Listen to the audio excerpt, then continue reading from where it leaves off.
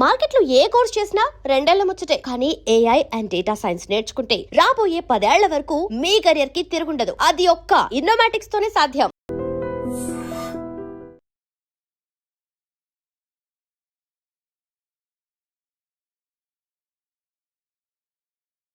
But her death అది ఒక పెద్ద షాక్ అండి. అంటే షాక్ అంటే ఆవిడకి హెల్త్ బాగాలేదా, లేకపోతే వాజ్ ఇట్ సడన్ డెత్?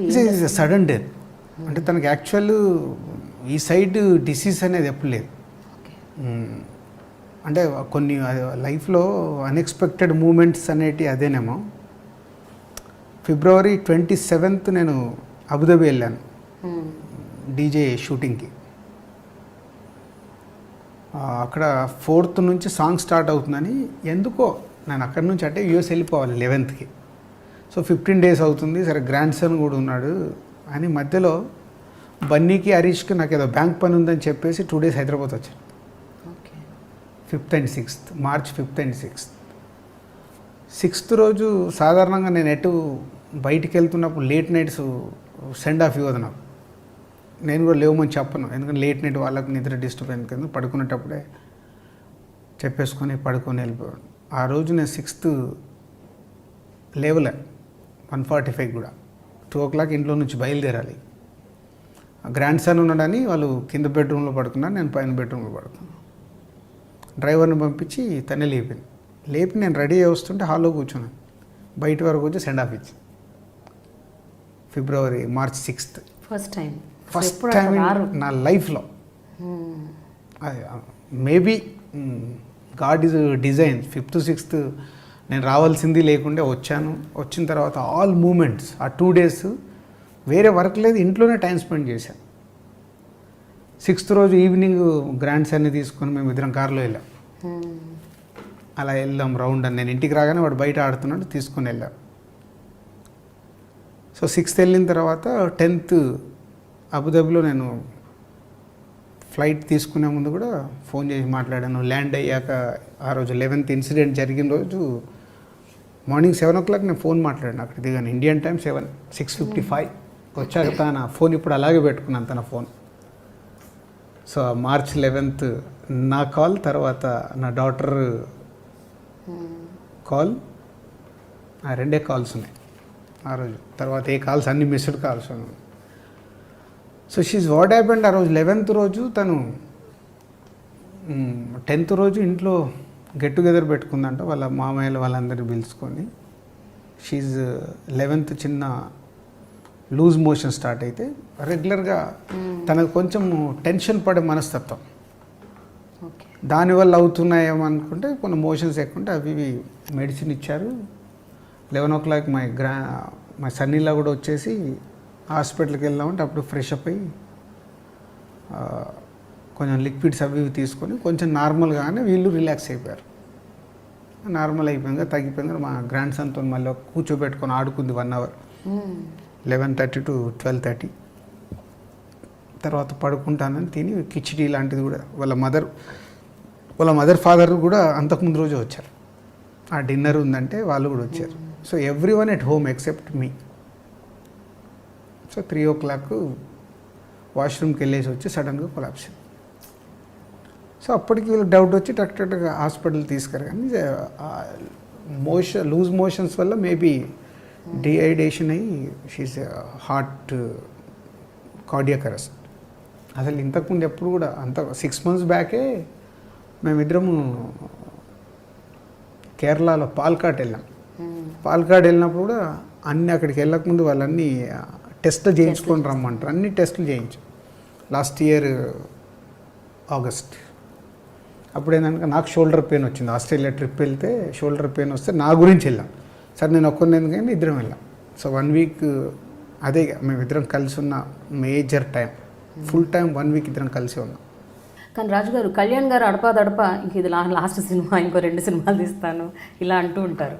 అప్పుడు అలా మీకు కొంచెం గుండెలో రైలు పరిగెడతాయో? అంటే ఇది ఇప్పుడు నేను నమ్మేది ఏదైనా ఇప్పుడు జరగాల్సింది ఉందనుకోండి, మా కాంబినేషన్ 100% జరుగుతుంది. అది నా సంకల్పం, నేను దాన్ని నమ్ముతాను. దానికోసం వెయిట్ చేయాల్సింది ఏదైనా టైం రావాలి. సో ఏది మన చేతిలో ఉండదు, మనం ప్రయత్నం చేసే వాళ్ళమే. మన ప్రయత్నం సక్సెస్ అయితే ఆ రోజు జరుగుద్దని నమ్ముతున్నాను నేను. రాజుగారు మీరు పెద్ద పెద్ద డైరెక్టర్లు, పెద్ద యాక్టర్లు అంటే చిరంజీవి, నాగార్జున, బాలకృష్ణ అలాంటి వాళ్ళతో సినిమాలు ఇంతవరకు తీయలేదు. అంటే మీరు నెక్స్ట్ జనరేషన్ అందరితో తీసేశారు ఆల్మోస్ట్ ఎక్సెప్ట్ పవన్ కళ్యాణ్ గారు. బట్ ద ఫస్ట్ జనరేషన్ ఉంది కదండి, వాళ్ళతో మీరు సినిమాలు ఇంకా చేయలేదు. అవి ఎప్పుడు వాటి కూడా సంకల్పించారా లేదా? అంటే అది తెలియదండి. అంటే ఇప్పుడు ఏదైనా ఒక బాలకృష్ణ గారితో నా మధ్య ఒకసారి అనిల్ రావు ఇప్పుడు ఒక ఐడియా చెప్తే వెళ్ళి కలిసి వచ్చాం, చెప్పాం, ఐడియా కూడా నచ్చింది. పోతే బాలకృష్ణ గారికి అప్పుడు 100th ఫిలిం చేయాలనే దాంట్లో ఈ లోపు అనిల్ రావు ఇప్పుడు మళ్ళీ ఇటు మాకు రాజాది గ్రేట్ చేస్తుండడం. సో చెయ్యాలని ఉంటుంది. బట్ అది ఏదైనా నేను బిలీవ్ చేసేది వాళ్ళకి సరిపడే స్టోరీ ఉన్నప్పుడే వాళ్ళ దగ్గరికి వెళ్ళి సినిమా చేయాలని. ఏదో వాళ్ళ డేట్స్ వస్తాయి కదా నేను సినిమా చేయలేను, ఎప్పుడూ చేయలేను నేను.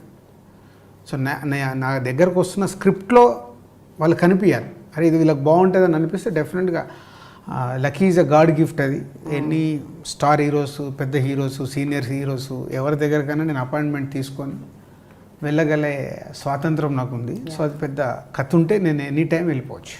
బట్ అదైతే ఉంటుంది చిరంజీవి గారితో, నాగార్జున గారితో ఎప్పటికైనా సినిమా మీ లిస్ట్లో, మీ విష్ లిస్ట్లో. మరి పెద్ద పెద్ద డైరెక్టర్ల సంగతి ఏంటి?